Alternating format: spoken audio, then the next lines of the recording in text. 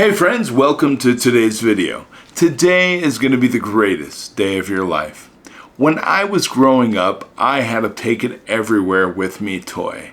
Did you have a toy like that? Maybe you had a blanket. I had a blanket. My blanket went with me everywhere, and I think up until when I went to school on the first day of school for kindergarten, that blanket was with me every second of every day. I would lay my head down at night and the blanket would be next to the pillow and it would get cool in the air and I would run my fingers through the fabric, and I loved that blanket. It was made for me by my grandmother and I took it everywhere. You know, it's funny, later in life after I'd gone to college, my mom moved out of the house that I grew up in. We found the blanket downstairs with some other articles from our childhood, and the blanket just wasn't the same. It was only a few squares and they just weren't as soft and beautiful and magical as they were when I was a child. But I took that blanket with me everywhere, on trips. My dad farmed. He'd sit in the cab of his tractor and do work. I'd be in the cab with him, and of course I'd have my blanket with me and I'd sleep with that blanket. Gosh, I just loved that blanket. And I tell you what, I think it's kind of amazing because later in life we transfer that love and affection for those take it with me everywhere items to our family, hopefully.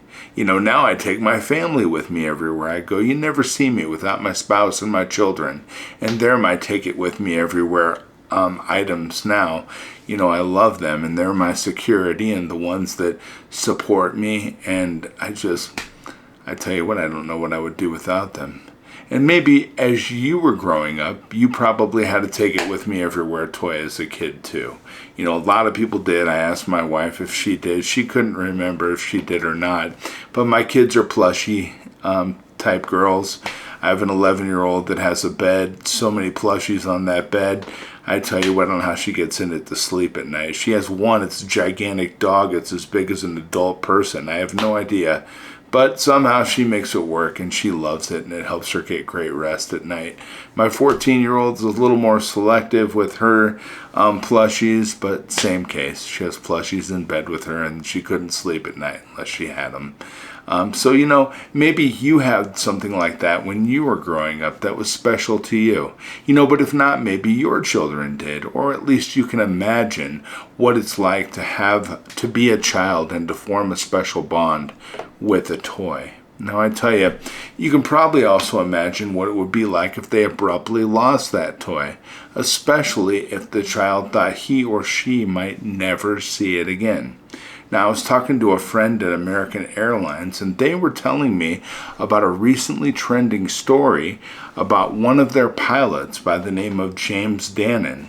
Now, James flies regularly between Dallas-Fort Worth and various destinations in Asia, and he came to the rescue of a 9-year-old little girl who had lost her equivalent of my blanket. A neighbor had told Danen about an online post she'd read about a Texas family that was frantically searching for their daughter's beloved American Girl doll. Now, named Beatrice, it was a gift from her grandmother, and that's what made it extra special to her. Now, the family had been on an amazing vacation in Indonesia, and they'd somehow left Beatrice behind when they were changing planes in Tokyo. The girl's completely distraught. Her heart is broken. And, you know, the parents had been searching ever since. And while they'd tracked the doll down finally to a lost and found office for Turkish Airlines in Haneda Airport in Japan, efforts to bring the doll back so far had failed. Danen steps into action.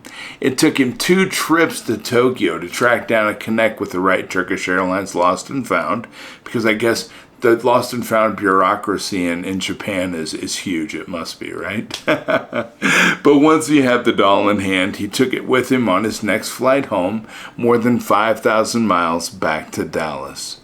Now, having connected directly with the family, Danen delivered the doll personally to their home, along with a few extra gifts. And that's really nice. And he said that it was just in his nature. He likes helping people. I think he's a beautiful man. That's amazing. Now, chances are you've probably heard some part of this story this week on social media.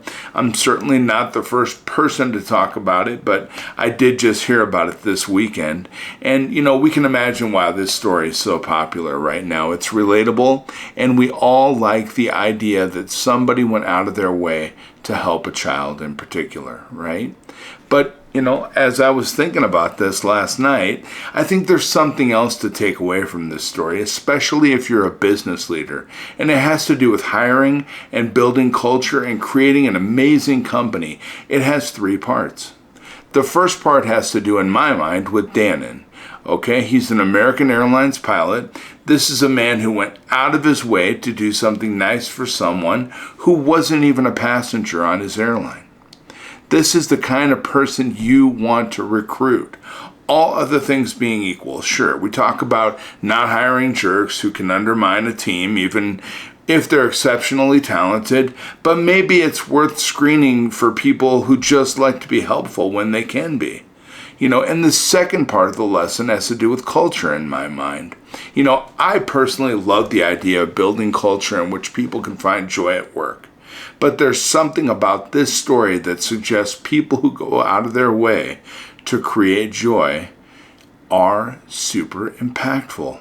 Employees who embrace that mindset are more likely to be happy at work, to treat your customers well, to rub off on other employees, and to add that extra X factor that helps make your business more successful. And finally, there's a third part, and this seems like the one that's the easiest to overlook, right? But it's the fact that you and I know about this story, but because people cared enough to share it. Think about it. When your employees do good things like this that would make just about anyone think highly of you and your company, do you make sure the world knows it? Because I tell you what, other people will. It's a small world with social media. You don't need a full court media press necessarily, just a social media post or two, or a couple of callings out and by your employees who will go the extra mile, and that'll pay dividends for your company. I'm telling you what, look, we need to follow the airlines that we fly, but we also need to understand that there are a lot of industry individuals out there that we can learn from because they're good people and they do good things. So, I definitely want to point out that I think today's lesson, frankly, we just need people who are more pleasant in the workplace. And, we need people who can help us build a culture of joy and encourage other employees to go the extra mile for your customers.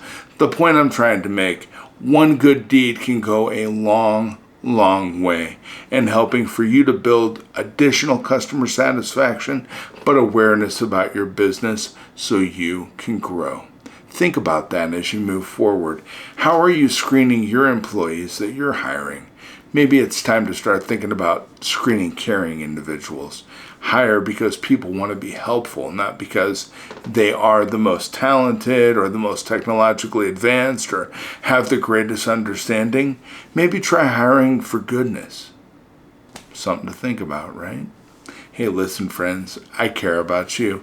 I think you're amazing. I know the world's just waiting to see the amazing things that are occurring within you as we continue to walk down this path towards achieving our goals and being successful.